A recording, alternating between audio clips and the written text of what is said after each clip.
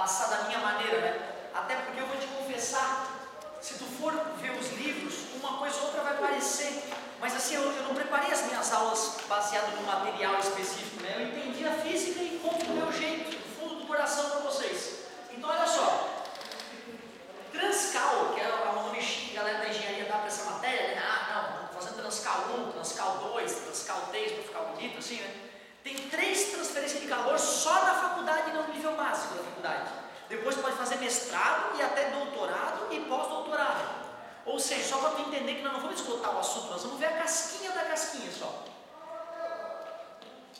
O que é calor? Já que nós vamos estudar a transferência do calor. Energia térmica em movimento. Energia térmica em trânsito. O que faz o calor existir? Tem que ter um carro de maior temperatura e um carro de menor temperatura, relativamente próximo um do outro. Aí eu já vou ter calor. Se os corpos todos tivessem a mesma temperatura, não faz sentido falar em calor. Então eu sublinhei a palavra trânsito porque calor parado não existe. Ou seja, estou com calor. Fisicamente essa afirmação é um absurdo. Não quer dizer que tu não precisa, né, que tu vai modificar a tua fala no dia a dia.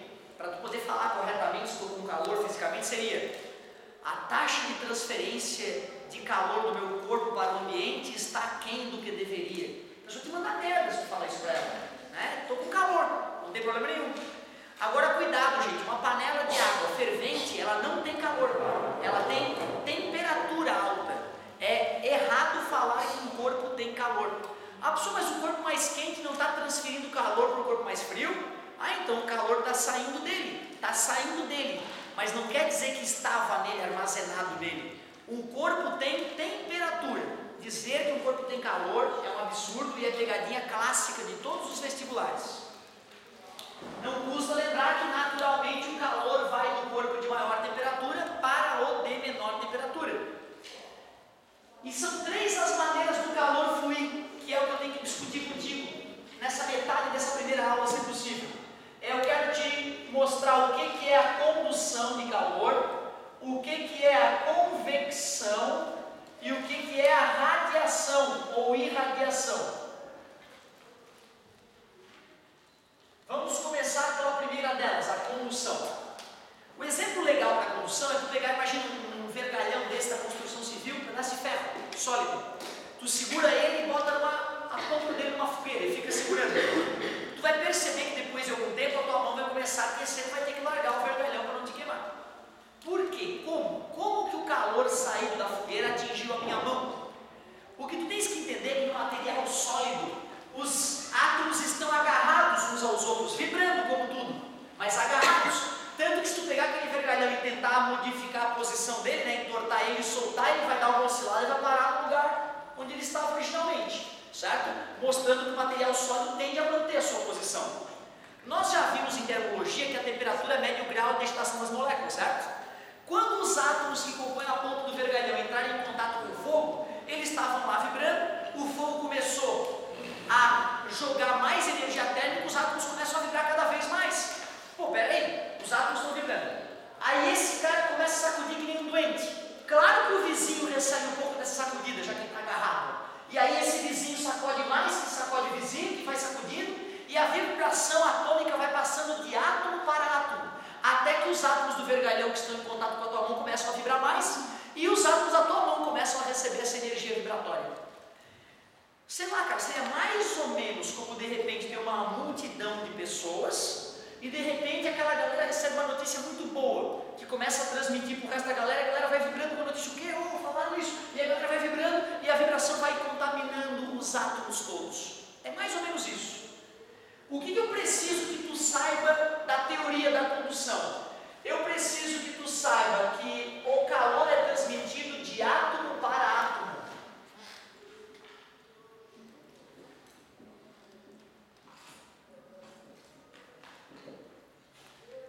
Por vibração, né? Por vibração de átomo para átomo.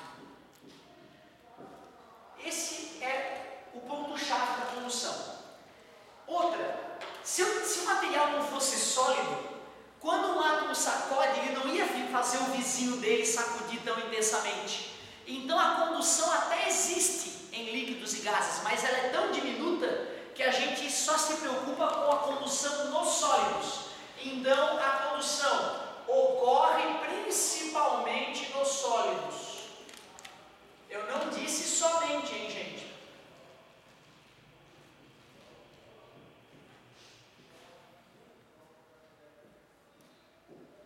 Vou sublinhar o principalmente, porque eu já vi vestibular pegando no pé do aluno a respeito disso. É falso afirmar que a condução ocorre somente nos sólidos, principalmente nos sólidos. A única parte da transferência de calor que tem matemática é a condução. Na condução pode aparecer alguma continha, muito raro no sul. No sul do nosso país é muito raro, é mais comum no norte. Mas vai que tu vai lá para São Paulo fazer o vestibular, né?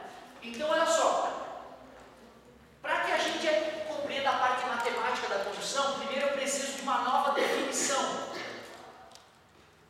Definição de fluxo de calor. O que é fluxo de calor? Fluxo de calor, que eu vou usar a letra Φ maiúsculo, é a quantidade de calor que atravessa uma certa região com o passar do tempo. Isto é fluxo de calor. A letra grega Φ é para fluxo, que é quantidade de calor, já é nossa conhecida, quantidade de calor. E cuidado, em Tzinho é variação do tempo, Tzão é variação da temperatura. Variação do tempo. Se nós fôssemos fazer análise dimensional, nós diríamos que a energia no sistema internacional é joule, o tempo no sistema internacional é segundo, a unidade de fluxo de calor vai ser o watt, a mesma unidade de potência, watt, em homenagem ao inventor da primeira máquina a vapor vendável. Falaremos melhor do James Watt, um dos pais da Revolução Industrial de 1750 na Inglaterra. Legal. Mas espera aí, o meu objetivo é saber calcular o fluxo de calor através, por exemplo, de uma barra metálica, como a que a gente acabou de exemplificar. Imagine vocês que eu tenho uma barra metálica. Essa barra metálica ela tem um certo comprimento L. Ela tem uma área da seção que eu vou chamar de A. Como assim, professor? Área da seção. Se eu cortar nessa barra e olhar para onde eu fiz o corte, eu vou olhar a área, que seria retangular aqui nesse caso, né? O valor dessa área é uma grandeza importante para compreender a condução. E essa barra é feita de algum material, né? É feita de algum tipo de material que eu não sei qual é. Vamos supor que eu deixei essa parte da barra numa temperatura T1, essa parte da barra eu encostei numa temperatura T2 e eu afirmo para vocês que T1 é maior que T2. Assim nós sabemos que as moléculas aqui estarão mais agitadas do que as moléculas aqui. Então essas moléculas vão ir agitando as vizinhas, e o calor vai fluir da esquerda para a direita. Então o calor vai fluir. Eu quero uma equação que me permita calcular o fluxo de calor através desta barra. Primeiro, tu acha que se a variação de temperatura for maior, se o ΔT for maior, o fluxo de calor será maior ou menor? Pergunto diferente, eu conectei uma barra metálica dessa parede àquela parede. Vamos supor que aquela parede está fria e essa está quente. 100 graus e 20 graus, uma das condições. Vai ter fluxo de calor através do metal que está conectando as paredes. E se fosse 1000 graus e 0 graus, o fluxo de calor seria maior ou menor que na primeira situação? O que teu coração diz maior, né? Maior diferença de temperatura. Quem é o motor para o calor? É a diferença de temperatura. Por isso, quanto maior a diferença de temperatura, maior o fluxo de calor. Como o fluxo de calor é diretamente proporcional à variação de temperatura, o ΔT vem sim. Eu te pergunto, se eu primeiro boto uma barra fininha, conectando uma parede quente com uma parede fria, uma barra metálica fina, maciça, e a outra uma barra mais grossa, qual dessas barras metálicas vai conduzir mais calor? O que teu coração diz? A fina ou a grossa? Legal. Tu pode pensar assim, ó, qual é a barra metálica mais fina que existe? É uma fila indiana de átomos. Concorda comigo? Se eu pudesse pegar um átomo de cobre e botar outro na frente e outro na frente, eu ia fazer um fio mais fino que existe do mundo, né? Um fio atômico de cobre. Tudo bem para vocês? Nesse caso, o átomo de cobre, o primeiro átomo, começa a receber a sacudida da parede aquecida. Ele não tem para quem transmitir a vibração, só para o cara que está na frente dele, né? Ele sacode o cara da frente, o amigo sacode, vai sacudindo, tudo bem? Se eu duplicar a espessura desse fio para 2 átomos, eu vou ter o dobro de agentes transportadores, né? Certo? Por isso que quanto mais espessa a barra metálica, maior o grupo de átomos saculejantes que vai transmitir a vibração. Por isso que quanto maior a área da seção, maior o fluxo de calor. Por isso que a área vem na parte superior da fórmula. Pode parecer engraçado, né? Fio atômico, né? Um fio feito de uma fila indiana de átomos. Na verdade, nos teus celulares, os circuitos internos têm uma espessura dos fios condutores de 3 átomos de espessura. Tá? No teu celular de agora que está no teu bolso, os fios que estão lá dentro têm 3 átomos de espessura. Nós estamos bem perto do limite, né? Certo? De deixar a coisa miniaturizada. Futuramente nós temos que buscar outra tecnologia, né? Porque fios condutores não vão ser mais satisfatórios para miniaturizar os nossos aparelhos. E só para deixar claro, o teu aparelho celular, ele tem uma capacidade de processamento milhares e milhares de vezes maior do que os computadores que a NASA usava até 5 anos atrás para pegar, né, o ônibus espacial, sair da Terra e depois voltar para a Terra. Só para tu sacar o poder da máquina que está no teu bolso hoje, né? E vem cá, essa distância aqui, ó, entre a parede quente e a parede fria, ela sendo maior, tu acha que aumenta ou diminui o fluxo de calor? Imagina primeiro que a parede quente está aqui, ó, e a parede fria está ali, aí tem uma barra conectando as duas, vai ter um certo fluxo de calor. Aí depois eu fui lá e dobrei a distância, aumentei a distância entre a parede quente e a parede fria. Tu acha que o fluxo através dessa barra condutora vai ser maior ou menor? Né? Quanto mais distante a coisa quente está da coisa fria, menos dá para perceber uma presença da outra e menor será o fluxo de calor. Então eu poderia dizer que o comprimento é inversamente proporcional ao fluxo de calor, por isso que o comprimento vai embaixo, nessa fórmula. Observe que eu não estou deduzindo nada para ti, eu estou usando a tua intuição, né, para ficar mais óbvio que faz sentido aquela equação. Só que o material, tu acha que o material interfere no fluxo de calor? Certamente, né, tem materiais que são bons isolantes térmicos, como o isopor, como a lã, como o ar. Ar parado é um bom isolante térmico, por isso que os nossos casacos mais fofinhos, mais quentes no verão, são aqueles bem fofinhos, né, cheios de ar dentro. E tem materiais que são ótimos condutores, os metais de maneira geral são bons condutores de calor. A característica do metal eu vou representar pela letra K e nós vamos chamar de coeficiente de condutibilidade térmica. Essa fórmula é a fórmula da condução do calor. Então vamos chamar de comprimento da coisa condutora de calor, comprimento, variação de temperatura entre a região quente e a região fria, variação de temperatura, área da seção transversal, o nome chique dessa, área transversal. Esse fio eu já te falei, né, que é o fluxo de calor, não é a definição, mas é o fluxo de calor. E o K é o cara diferente mesmo, hein? Coeficiente de condutibilidade térmica. Só por curiosidade, o cara que tem o maior coeficiente de condutibilidade térmica na tabela periódica é a prata. A prata é o cara que melhor conduz calor. O ouro vem logo na sequência. Legal. Como eu havia dito, essa fórmula é raramente cobrada na nossa região, principalmente para efeito de cálculo. Já vi a UFSC pedir para os alunos bom senso a respeito daquilo. E tenho que te confessar uma coisa, para quem for para a área das engenharias, das exatas, para não me chamar de mentiroso, eu vou ter que fazer um detalhe aqui na fórmula. Na faculdade eles vão chamar isso de lei de Fourier.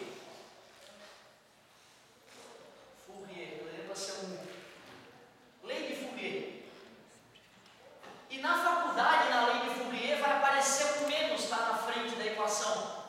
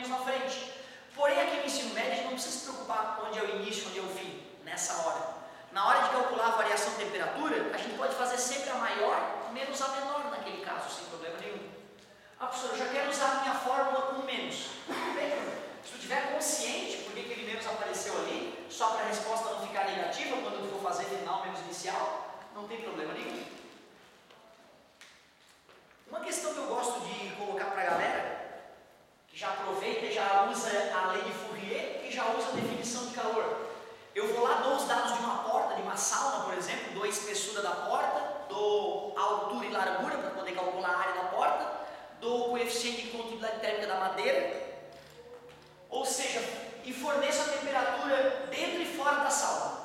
Então tu pode calcular a área da porta, tu sabe o K da madeira, tu sabe a espessura da porta, tu joga tudo aqui e calcula o fluxo de calor através da porta. Letra A, determine o fluxo de calor através da porta da sala. Letra B, em 10 minutos calcule quanta energia foi perdida pela porta. Na letra A tu calculou o fluxo, né? Tu passa esses 10 minutos para segundos, está dividindo, passa multiplicando, calcula a quantidade de calor que atravessou a porta da sala. Questão famosa. E no final eu quero passar um exercíciozinho desse, pelo menos para arriscar usar a formuleta ali. Mas deixa eu continuar aqui para pelo menos a gente terminar transferência de calor antes de migrar para uma nova matéria. O resto da Transcal, ele é todo teórico no ensino médio, tá? Então, o único cálculo que pode haver de condução de calor, cálculo de verdade, são essas duas formuletas aí. Agora é só teoria. Então, para a galera que tem um pouco de dificuldade na matemática, pode ficar tranquilo que vai dar tudo certo. Outra transmissão de calor bacana que é muito cobrada é a tal da convecção. Convecção essa que gerou um problemão para a gente esses dias aí, né? Foi tão forte a convecção que deu um tufão, sei lá, tornado. O que foi o nome da entidade que aconteceu aí esses dias? O senhor já comentou com vocês isso aí, não? Logo, logo, tenho certeza que o senhor Geografia vai aproveitar o evento aí para voltar a discutir isso com vocês. Convecção, pessoal, é a transmissão de calor bem diferente da condução. Ela ocorre porque uma parte aquecida da matéria vai ficar menos densa que a parte que não foi aquecida e vai tender a subir. Ou seja, vai haver movimento de matéria da região quente em direção à região fria. E é esse movimento de matéria que vai fazer o calor ser transmitido. Observe que é bem diferente da condução, onde a matéria estava parada, o aço estava parado, conduzindo o calor. Convecção, o calor é transmitido devido ao movimento de massa. O calor é transmitido devido ao movimento de massa. Não entendi, professor. Vou explicar melhor. Por que aqueles aparelhos estão na parte superior? O objetivo daqueles aparelhos é esfriar ou aquecer? Quando tu compra um condicionador de ar, geralmente é para esfriar ou aquecer? É para esfriar, né? Por isso que eles são instalados na parte superior do ambiente. Assim, num dia muito quente, o ar quente tende a subir. Como é que tu vai lembrar que o ar quente tende a subir? Lembra da festa junina do balão de ar quente? Certo? O balão de ar quente nos mostra que o ar quente é menos denso que o ar frio e sobe. Esse aparelho ele vai sugar o ar quente, que está lá em cima, vai resfriá-lo, depois a gente pode discutir como, e vai jogar o ar frio lá por cima. Como o ar frio é mais denso, ele vem descendo e preenchendo todo o ambiente, ocupando o lugar do ar quente que sobe. Então, com o passar do tempo, eu vou conseguir preencher toda a sala com ar frio.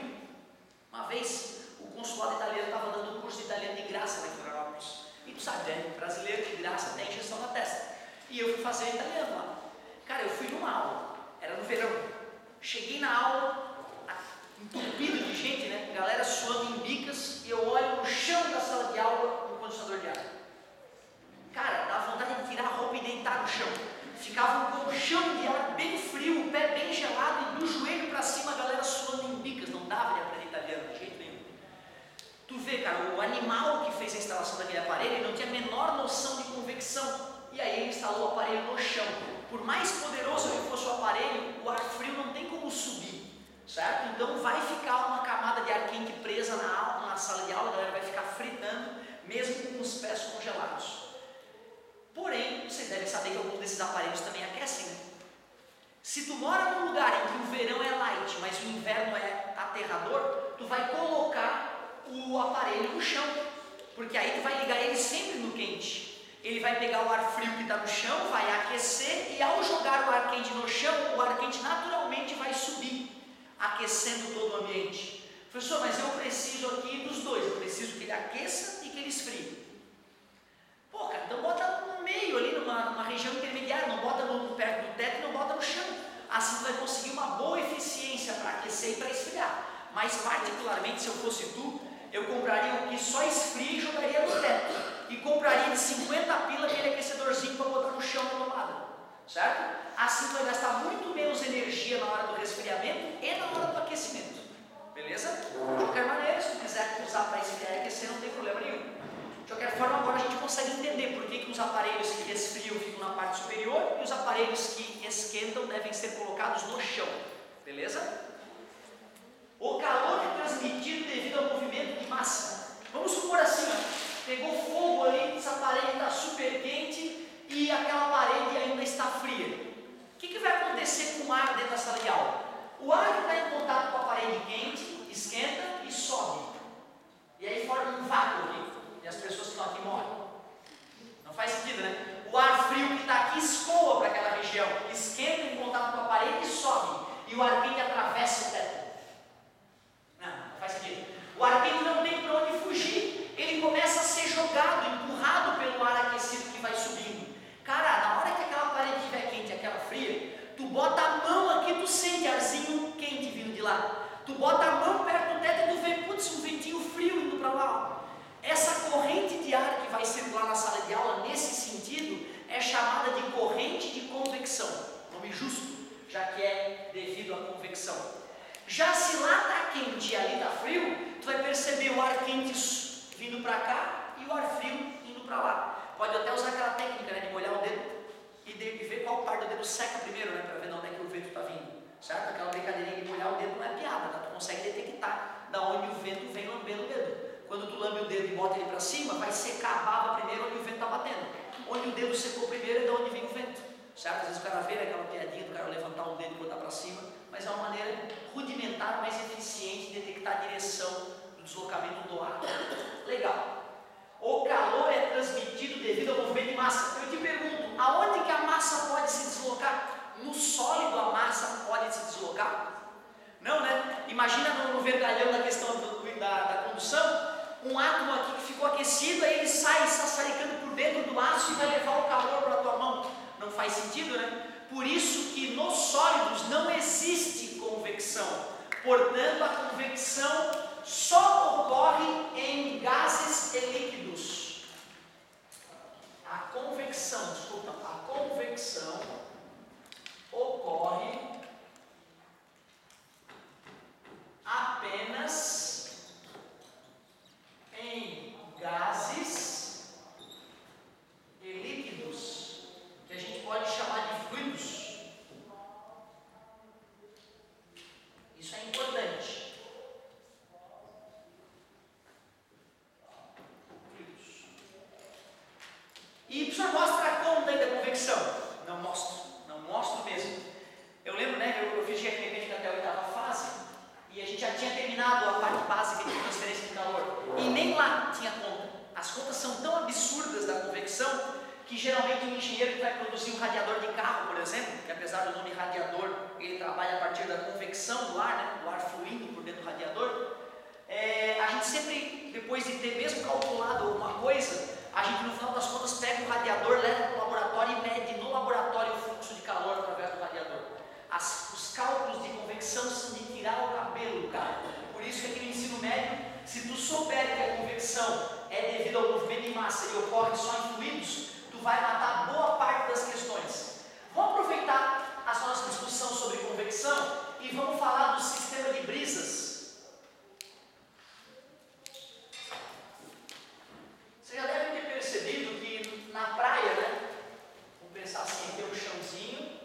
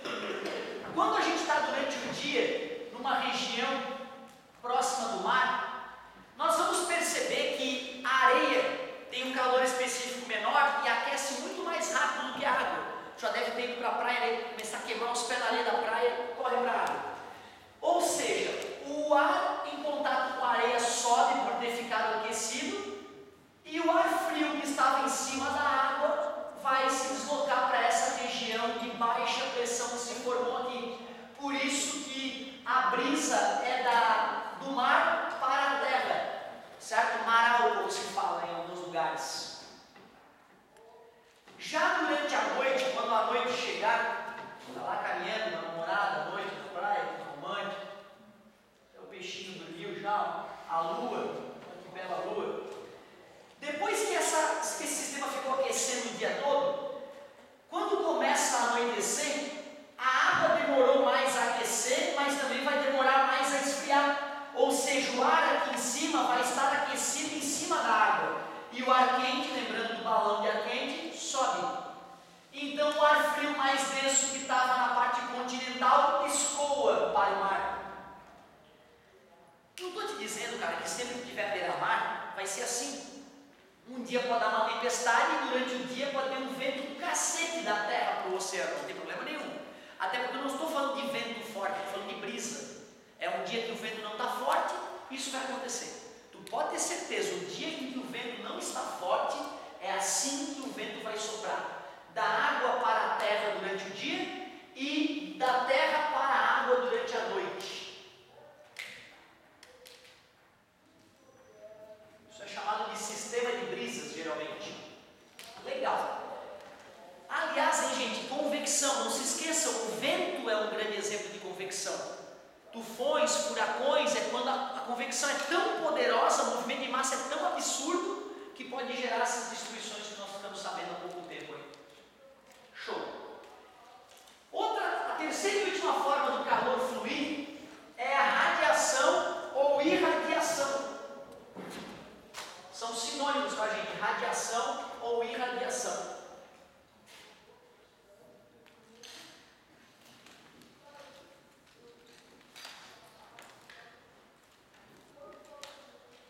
A radiação ou irradiação ela é totalmente diferente, mais uma vez, da condução e da convecção. Primeira coisa que é interessante lembrar é que nesse caso o calor é transmitido por ondas eletromagnéticas. Ondas eletromagnéticas. O calor é transmitido por ondas eletromagnéticas. Eu quero aqui falar de duas radiações eletromagnéticas que transmitem calor. Porém, eu acho que é um momento interessante para a gente aproveitar e falar da lista completa das radiações eletromagnéticas. Até o final do ano eu vou exigir de vocês a lembrança de todas as 7 radiações eletromagnéticas mais importantes que aparecem no vestibular. E não em qualquer ordem, uma ordem específica. Então eu vou aproveitar aqui o embalo e vou fazer a lista das radiações eletromagnéticas.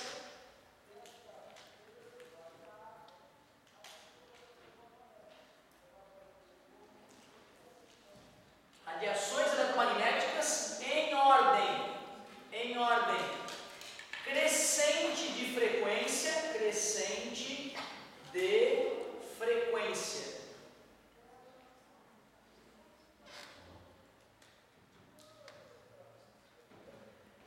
Eu tenho sorte, sabe? Porque para mim foi fácil decorar algumas delas, porque eu já uso algumas delas no meu dia a dia. Geralmente, quando eu vou acordar de manhã, eu boto o rádio para despertar. Tu vê, eu acordo, eu sou acordado pelas ondas eletromagnéticas de menor frequência que existem, as ondas de rádio.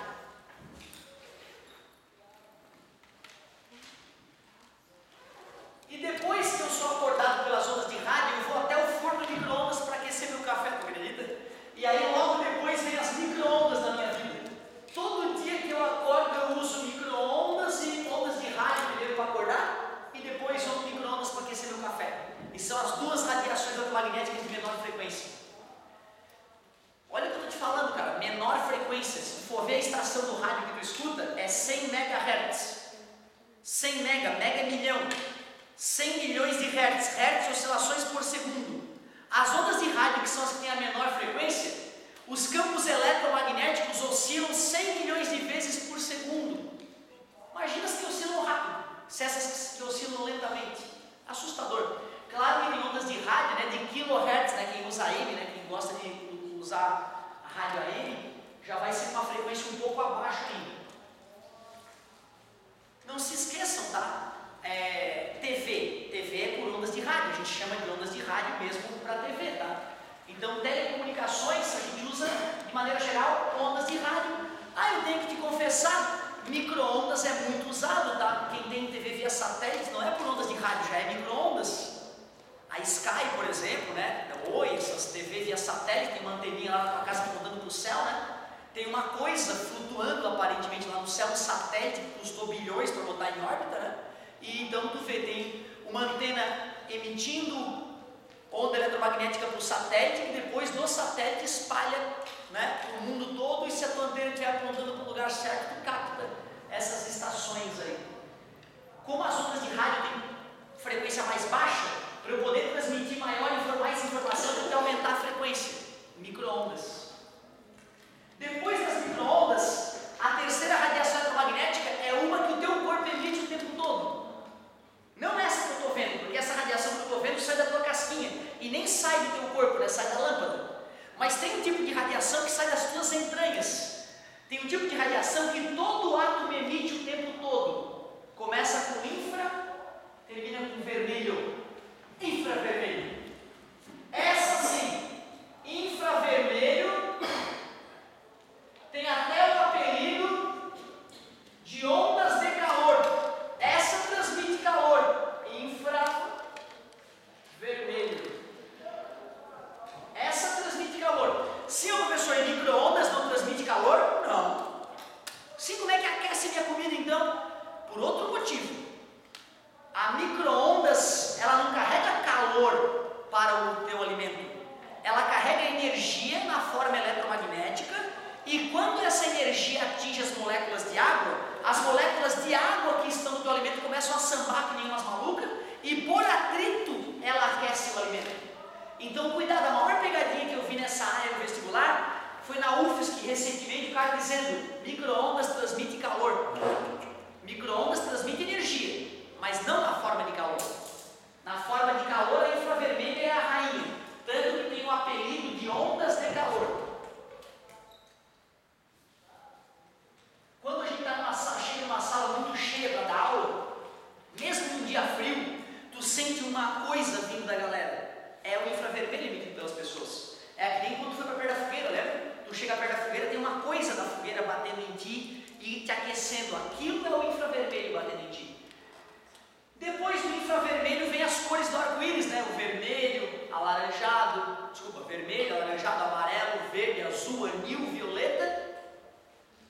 Ultravioleta seria a próxima, né? A luz, pessoal, é importante saber que a luz é uma casquinha desse todo. A luz a gente enxerga só um pedacinho dessas radiações. Eles não vão me cobrar a ordem das cores do arco-íris. Ah, vão. Eles podem te perguntar qual luz é mais energética, a verde ou a azul. Se tu não souber a frequência, né, qual que tem maior frequência, tu não sabe dizer qual que é a maior mais energética. Quanto maior a frequência, mais energia a radiação carrega. Então, peraí, azul ou verde? Deixa eu ver. Vermelho, alaranjado, amarelo, verde, azul. Então, o azul é uma luz mais energética do que o verde. Tudo bem para vocês? Então, tu tem que saber a ordem das cores do arco-íris, né? Que sacanagem, né? Luz. A luz terminou com que cor? Violeta. Logo acima do violeta, ultravioleta. Essa transmite calor também. E a gente até poderia colocar a luz ali no meio, mas como a luz é uma faixa de frequência tão pequenininha, ela até ganha pouca importância.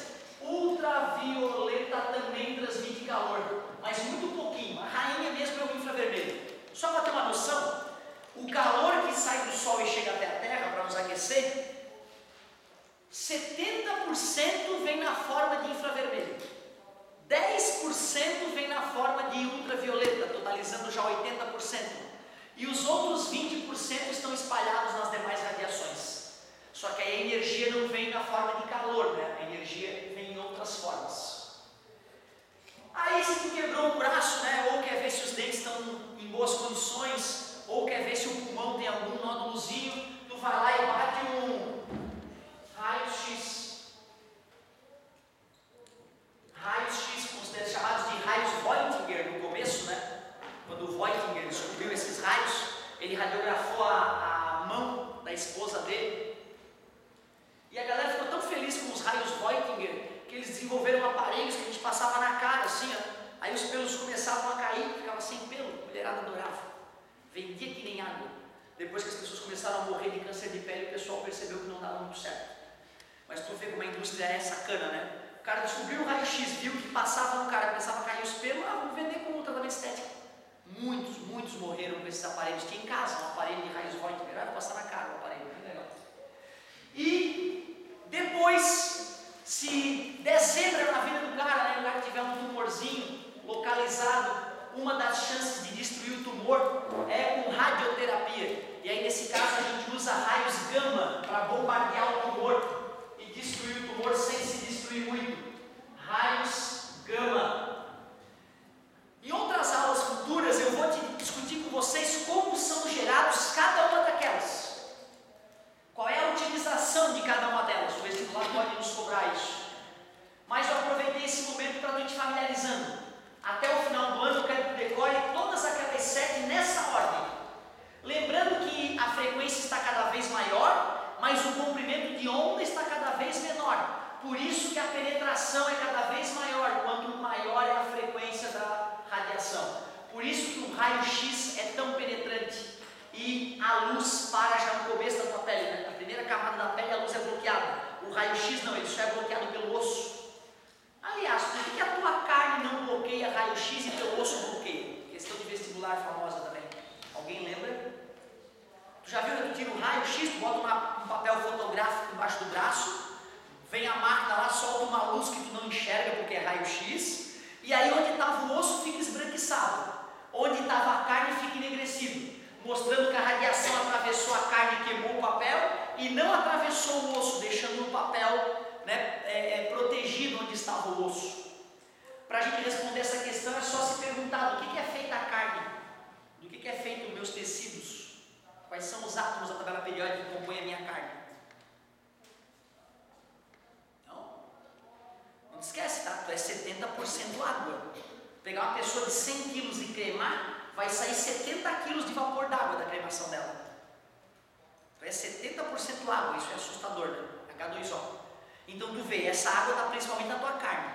Então hidrogênio, um próton no núcleo, núcleozinho idiota, certo? Oxigênio, número atômico 8, né? 8 prótons e 8 nêutrons, massa 16, já é um núcleozinho um pouquinho mais parrudo.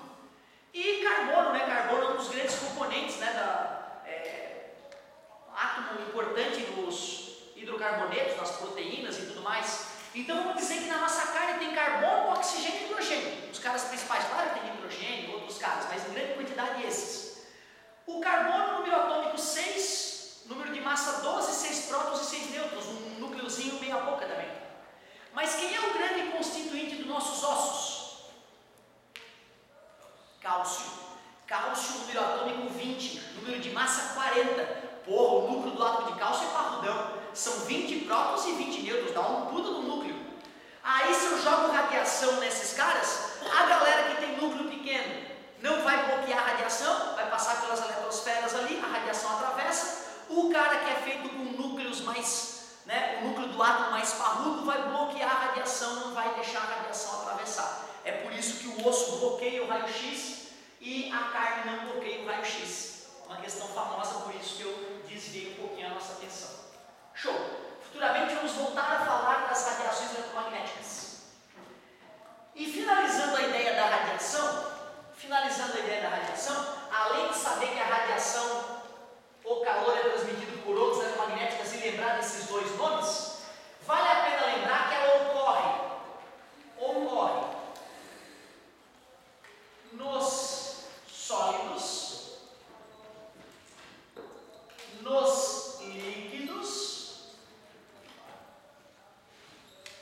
nos gases e, inclusive no vácuo. A única das três transmissões de calor que pode ocorrer na ausência de matéria é a radiação ou irradiação. Por isso que do Sol à Terra não existe condução nem convecção, só radiação.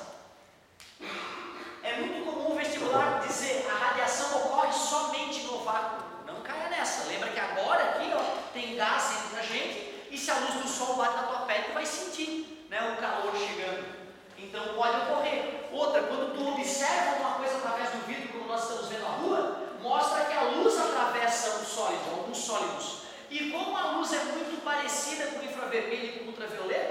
então, com certeza, o infravermelho e o ultravioleta também atravessam o sólido.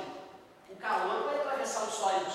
Se tu já viu o fundo de um lago, o fundo de uma piscina, tu vai lembrar que os líquidos também permitem a transmissão de radiações eletromagnéticas. O que podem te cobrar da parte matemática de radiação ou irradiação?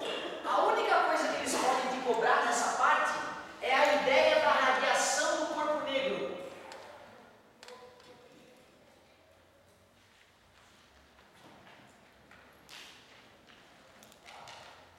Vocês já devem ter escutado, e nós falaremos disso em ótica futuramente, que o branco é a mistura de todas as cores. Então, branco fisicamente não é uma cor. Branco é o teu cérebro confuso, está chegando tanta cor ao mesmo tempo na tua retina que o teu cérebro não sabe que cor é aquela e fala para ti branco.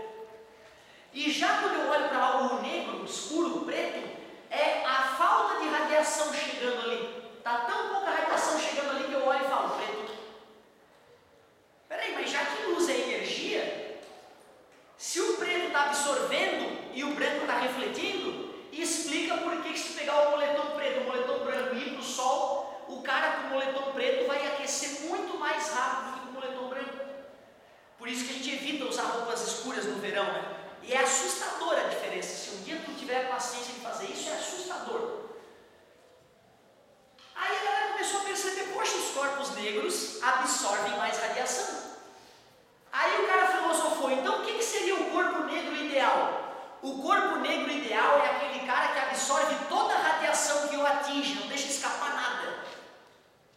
Então primeiro nasceu essa ideia, corpo negro ideal, só existe no mundo das ideias, na mente dos físicos e matemáticos, é o corpo que absorve toda a radiação que o atinge. Mas peraí, o que acontece com o corpo quando ele absorve radiação? O que acontece com o corpo quando ele absorve radiação? Pelo que eu acabei de falar da roupa preta e da roupa clara. Ele esquenta. E aí a galera começou a ver uma falha na ideia. Peraí, se o corpo negro absorve toda a radiação que o atinge, a temperatura dele é infinita. Não faz sentido. Se existe um corpo negro na natureza que absorve tudo, em algum momento ele vai ter que emitir também, porque senão ele tende ao infinito a temperatura dele. Então cuidado aí, galera, corpo negro na física é o melhor absorvedor de energia, mas também é o melhor emissor. Sim, um corpo negro ele emite melhor do que um corpo branco. E caiu no Enem esses dias essa questão. Estavas no sol com o moletom branco e com o moletom preto. Quem vai esquentar primeiro? O cara que está com o moletom preto. Aí esses dois caras atingiram a mesma temperatura, vamos supor, por algum motivo, e vão para a sombra. Quem é que esfria primeiro? O cara que está com o moletom preto. O corpo negro é o melhor absorvedor, mas também é o melhor emissor de energia. Então podes anotar aí, corpo negro, melhor emissor e melhor absorvedor. É o corpo que mais absorve e mais emite radiação, para ficar bonito.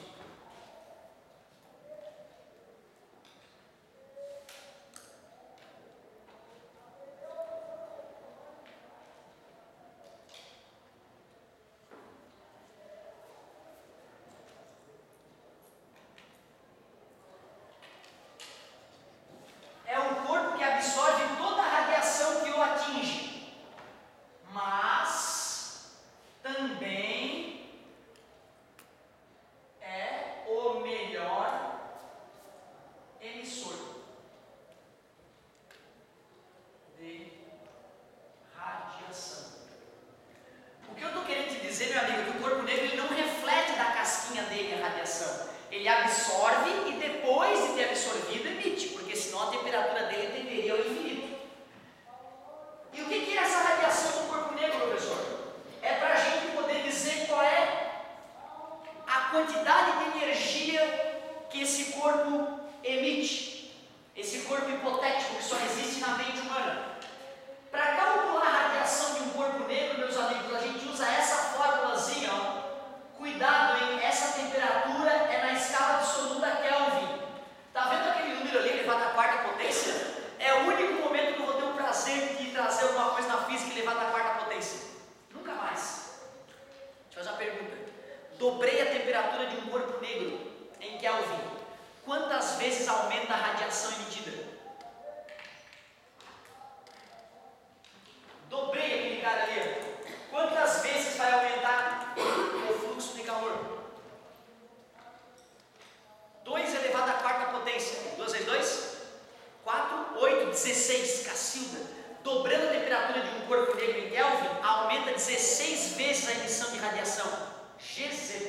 Triplicou. 3 vezes 3, 9, vezes 3, 27, vezes 3, 81 vezes mais radiação, triplicando a temperatura. E o professor, que letra é aquela ali, da maluquice ali? Aquilo ali é um sigma. E a gente chama aquela constante de Stephen Boltzmann. Constante de Stephen Boltzmann.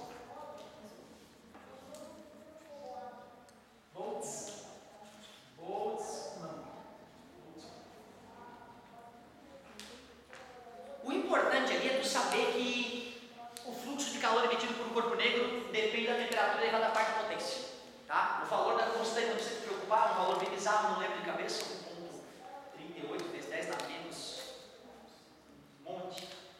E não precisa te preocupar com isso. Aliás, o Deus Google até sabe, né? Vamos perguntar para o Deus Google o valor da constante de Stephen Boltzmann. Constante de Stephen Boltzmann. Essa família é tudo. Modernidade é foda. 5,67 vezes 10 na menos 8.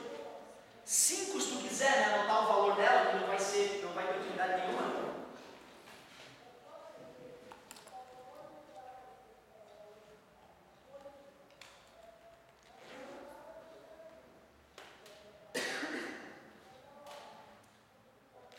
Show de bola. Cara, de fluxo, de transferência de calor, de transcal, não tem mais o que a gente encher de linguiça aí. Acho que com esse bate-papo tu vai conseguir matar as questões que envolvem fluxo de calor. Vamos até um pouco além do que seria necessário. Tu vê, né? A apostila, ainda pelo que eu vejo aqui, bati o olho ali, parece que ela fala do frasco de Denver. Frasco de Denver é o que hoje a gente chama de garrafa térmica, certo? Ele explica, né, que garrafa térmica tem vácuo, né? Certo? Vácuo entre a ampola onde o café vai ficar aquecido e entre aquela carapaça plástica que defende a ampola, a gente faz vácuo. Vácuo caramba, né? Vácuo nem existe, né? A gente tira um pouco de ar dali para ficar com menos pressão. Fazendo isso, a gente diminui drasticamente a condução e a convecção. E além disso, a gente faz a parte interna da ampola espelhada. Para o calor que quiser sair na forma de radiação, ele bate nesse espelho, reflete e volta para o café. Volta para a coisa que quer manter aquecida. Então tu vê, o que hoje a gente usa com garrafa térmica foi uma experiência física antigamente, chamado frasco de Denver. Beleza? A garrafa térmica ideal, ela nunca vai, né, perder, se fosse vácuo de verdade, se o espelho fosse perfeito, ela nunca perderia calor, dá uma olhada. Imagina que eu tenho uma ampola espelhada, então eu vou fazer o rabisquinho aqui para tu saber que essa parte interna é espelhada. E aí venho aqui fora, faço uma câmara e coloco o vácuo aqui, a ausência total de matéria.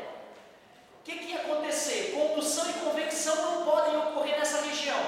E qualquer radiação que fosse sair desse líquido aquecido ia bater na parede espelhada e ia voltar, certo? Então a ideia era fazer um objeto que não trocasse calor com o meio. Na prática, né, tem que ter uma tampa aqui, tu já deve perceber que a tampa da tua garrafa térmica fica quente, né? Porque através da tampa tem bastante convecção e condução. Imagina a tampinha aqui, né? A rosquinha aqui, tu bota a mão aqui que está quente. É onde ocorre a maior perda de calor. E não custa falar o nome, né? Frasco de...